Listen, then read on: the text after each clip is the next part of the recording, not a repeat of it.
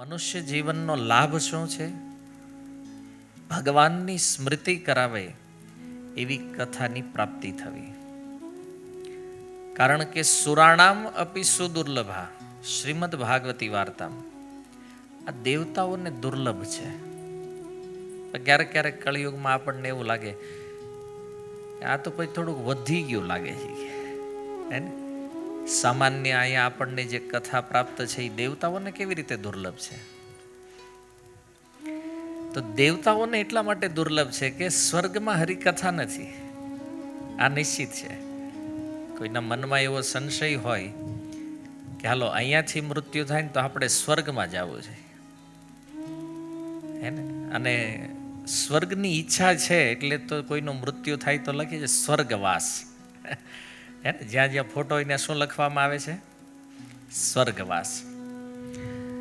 તો ગયા કે નહીં ખબર નથી, પણ ઈચ્છા છે કે સ્વર્ગ લોક જવું છે. પણ જુઓ, સ્વર્ગમાં બધું છે, ધન, વૈભવ, સુખ, ભૌતિક સુખ. પણ સ્વર્ગની અંદર કોઈને કહેવામાં આવે કે ભાઈ કથા સાંભળવી છે તો એ ક્યાંય નથી, તો હેઠે જવું પડશે, હે ને? મહેતા નરસિંહ કીધું ને, ભૂતળ ભગતિ પદાર્થ મોટું. તો હરિકથા કેવલ અહીંયા સુલભ છે. અને આનું એક પ્રમાણ છે, એવું નથી કે આ બધી વાતો શાસ્ત્રોમાં એમનામ લખી નાખી. પરીક્ષિત મહારાજ જ્યારે કથા શ્રવણ કરવા માટે ગંગા તટ ઉપર બેઠા, એ સમયે દેવતાઓ અમૃત લઈને આવ્યા. બહુ પ્રસિદ્ધ કથા છે, કારણ કે ભાગવતનો પ્રારંભ જ આ કથાથી થાય છે, મહાત્મ્યની અંદર. તો દેવતાઓ અમૃત લઈને આવ્યા, તો સુખદેવ ગોસ્વામી એક પ્રશ્ન કર્યો કે ભાઈ તમે આ અમૃત લઈને આવ્યા છો તો આનું પ્રયોજન શું છે? બોલે, અમૃત પરીક્ષિત મહારાજને આપો અને હરિ કથા અમૃત અમને આપો. તો આ કથાનો સાર એ છે કે જો સ્વર્ગમાં અમૃત હોત તો એ કથા સાંભળવા અહીંયા આવે ગંગા તટ ઉપર. વિચાર કરો કેટલી દુર્લભ છે કથા. અમૃતના બદલામાં હરિકથા મળી રહી છે, એને સોદો જોવો તમે, વ્યાપાર કેવો છે? કથા માટે દેવતાઓ અમૃત આપવા તૈયાર છે,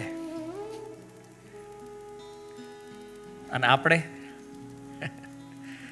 કોઈને કીધું ઇન્વિટેશન તો ઘણા લોકોને આપ્યું છે, આવજો કથામાં, ટાઈમ નથી ને. બધા ભાગવતની મહિમામાં જો કથાની વેલ્યુ શું છે?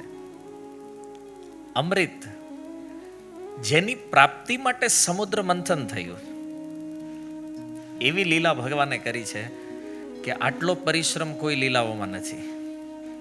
અને મંદરાચલ પર્વત લાવ્યા ને પછી વાસુકીને લાવ્યા ને ક્ષીર સમુદ્રમાં નાખ્યું ને મહા મહેનતે અમૃત પ્રાપ્ત થયું.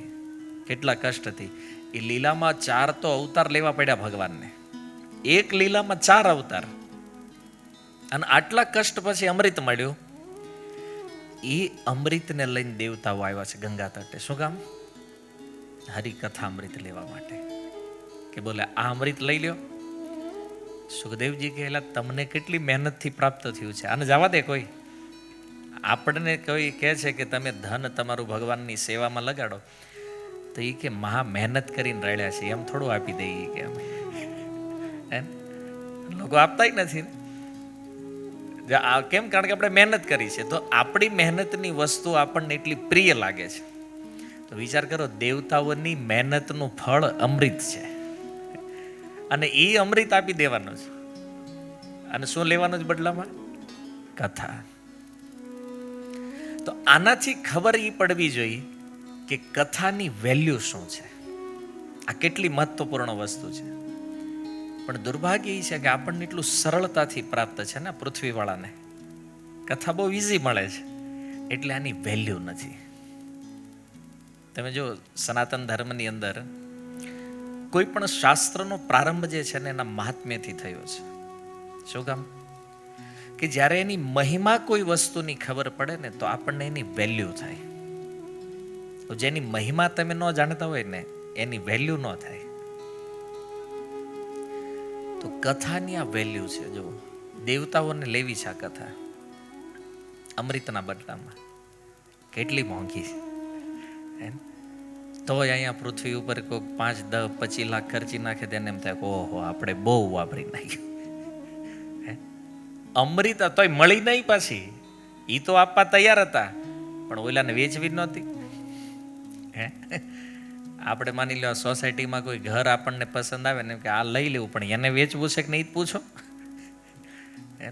એમ ગમે એટલું ધન આપણો પુરુષાર્થ લગાડીને પણ યદિ હરિ કથા પ્રાપ્ત કરવાની ઈચ્છા કરીએ તો મળતી નથી, દુર્લભ છે.